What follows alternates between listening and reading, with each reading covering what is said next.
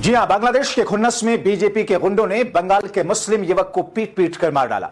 बचाने में लगी पुलिस, खोल गया राज। तो क्या देश में भारतीय जनता पार्टी और उससे जुड़े हुए लोग देश के अल्पसंख्यकों के साथ अत्याचार के साथ अब बांग्लादेश के खुन्नस में बंगाली मुस्लिमों को मारने लगे? आखिर बांग्लादेश के गुस्से के एवज में उन्होंने बंगाल के मुस्लिम पर अपना गुस्सा इस कदर क्यों उतारा जिसकी जान चली गई? और पुलिस, ओडिशा की पुलिस बचाने में लगी हुई है और दूसरी तरफ मीडिया मौन है।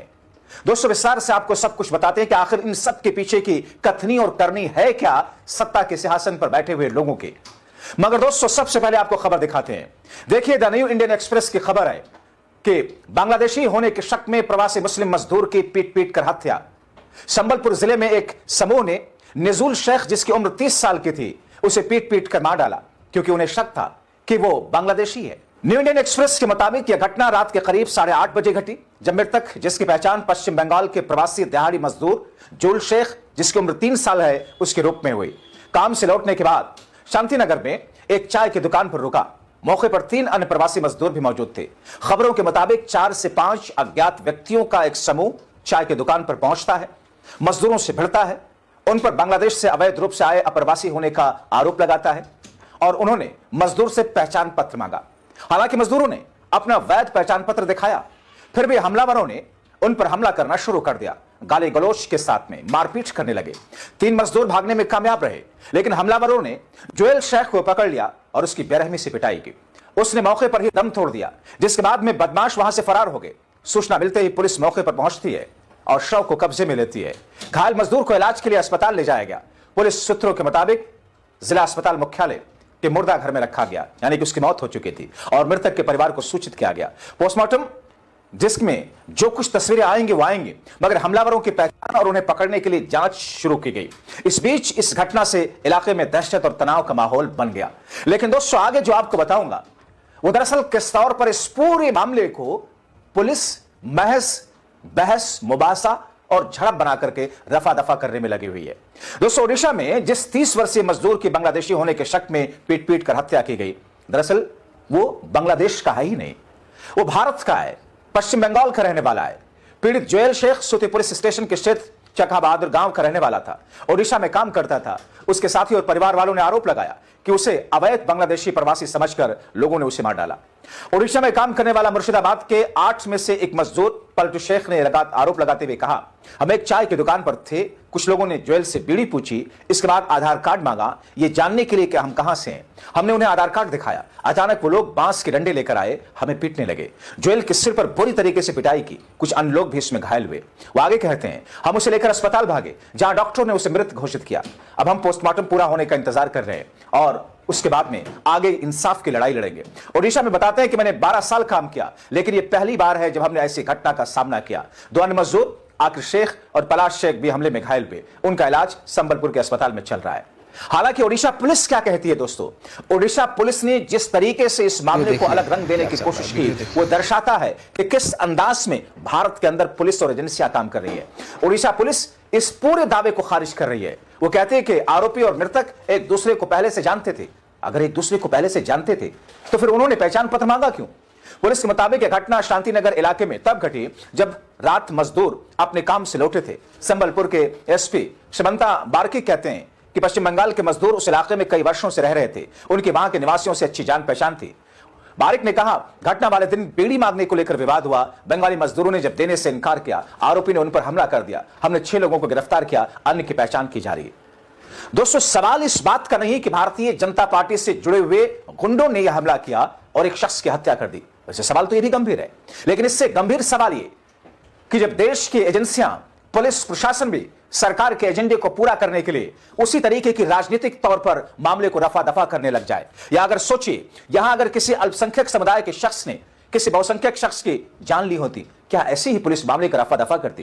पुलिस फौरन हत्या का मुकदमा दर्ज करती, पुलिस फौरन उन सारे लोगों के साथ में 10 और लोगों को गिरफ्तार करती। और अगर यह घटना उत्तर प्रदेश की होती तो फिर योगी बाबा बुलडोजर लेकर के पहुंच जाते, जैसे कि आने वाले दिनों में अब सम्राट चौधरी करने वाले हैं। दोस्तों, मृतक जोएल की मां जो कहती हैं कि वो 20 दिसंबर को राजमिस्त्री के काम के लिए गया था, 3 महीने के लिए वहां था, उसकी लाश वापस आ रही है। हम उनके साथियों से सुनते हैं कि गुंडों ने उन्हें बांग्लादेशी कहकर खूब पीटा। मुझे मेरे बेटे के लिए न्याय चाहिए। मृतक के चाचा रियाउल हक कहते हैं, हमने सुना कि ओडिशा में हमारे लड़के को हिरासत में लिया गया, उन पर हमला किया गया, लेकिन हमें लगा कि कभी कभार की घटना है। हम गरीब लोग हैं। जोएल वहां 600 रुपए की दिहाड़ी मजदूरी करने गया था। आखिर क्या गलती थी उसकी? इस घटना को लेकर टीएमसी ने अपने स्थानीय नेताओं को पीड़ित के परिवार से मिलने के लिए भेजा। स्थानीय टीएमसी नेता और बंगाल के सूती विधायक इमानी विश्वास भी जोएल के घर पहुंचे, पीड़ित के परिजनों को हर संभव मदद का वादा किया। घटना को लेकर पश्चिम बंगाल के प्रवासी मजदूर कल्याण बोर्ड के चेयरमैन और टीएमसी के राज्यसभा सांसद समीरुल इस्लाम कहते हैं, ऐसी घटनाएं बीजेपी राज ओडिशा में लगातार हो रही हैं। अवैध हिरासत, बांग्लादेश कहकर हमले, अब गरीब मजदूरों की हत्या की जा रही है। बीजेपी के हाथ खून से रगे हैं। हम इस समय परिवार के साथ खड़े हैं, उनकी हर संभव मदद करेंगे। पश्चिम बंगाल में प्रवासी श्रमिक एकता मंच के राज्य महासचिव ऑफिस आसिफ फारूक कहते हैं, इस मामले को लेकर बंगाल सरकार को ओडिशा की राज्य सरकार से बात करनी चाहिए। ऐसी घटनाएं रुकनी चाहिए। पीड़ित परिवार को मुआवजा दिया जाना चाहिए। सिर्फ ओडिशा ही नहीं, बंगाली मजदूरों को अन्य राज्यों में भी निशाना बनाया जा रहा है, मगर सरकार खामोश है। दोस्तों, दो चीजें अपने जहन में रखिए। एक ये कि ओडिशा में जब से भारतीय जनता पार्टी की सरकार बनी है, ओडिशा भी उत्तर प्रदेश की तरह या भारतीय जनता पार्टी के हिंदुत्व के लेबोरेटरी वाले प्रदेशों की तरह वहां भी उत्पात शुरू हो चुका है। अब सोचिए कि जिस बांग्लादेश में एक हिंदू समुदाय के व्यक्ति की लिंचिंग कर दी गई, उसे मौत के घाट उतार दिया गया, पूरा देश, पूरा भारत, हिंदू हो या मुसलमान, हर कोई इसकी निंदा कर रहा है। मगर दोस्तों, उस बांग्लादेश में उस घटना हत्याकांड का बदला भारतीय जनता पार्टी, हिंदू मानसिकता वाले उत्पाती लोग किस तरीके से भारत के अल्पसंख्यकों के साथ निकाल रहे हैं। और ये कहते हैं वसुधैव कुटुंबकम, यानी कि अगर बांग्लादेश के अंदर कोई हिंदू मारा जाए तो फिर इनके खून में उबाल आने लगता है, लेकिन दुनिया के दूसरे हिस्से में अगर हजारों हजार लाखों मुस्लिम मारे जाएं तो फिर ये उस पर मजे करते हैं, मंद ही मंद मुस्कुराते हैं। ऐसे ही आपके आसपास भी बहुत सारे लोग होंगे, हमारे आसपास भी बहुत सारे लोग हैं। पहचानने की जरूरत है उनकी मानसिकता, और उन बेचारों की मानसिकता भी पहचानने की क्या जरूरत, क्योंकि देश के अंदर जो भगवान बने बैठे हैं, उन लोगों ने ऐसे उत्पातियों की फौज तैयार कर रखी है, कहीं पत्रकारों के भेष में, कहीं बुद्धिजीवियों के भेष में, तो कहीं भक्तों के भेष में, तो कहीं गुंडों के भेष में। यानी कि आप जिधर जाएं, ऐसी मानसिकता के लोग, ऐसी प्रवृत्ति के लोग आपको हर तरफ दिखाई देंगे। लेकिन न्याय का तकाजा क्या है, इंसाफ का तकाजा क्या है? आपने देखा बीते 2 दिनों से किस तौर पर माइनॉरिटी के एक दूसरे, अल्पसंख्यक समुदाय के एक दूसरे तबके के लोगों पर किस तरीके के अत्याचार किए गए। एक तरफ भगवान नुमा महामानव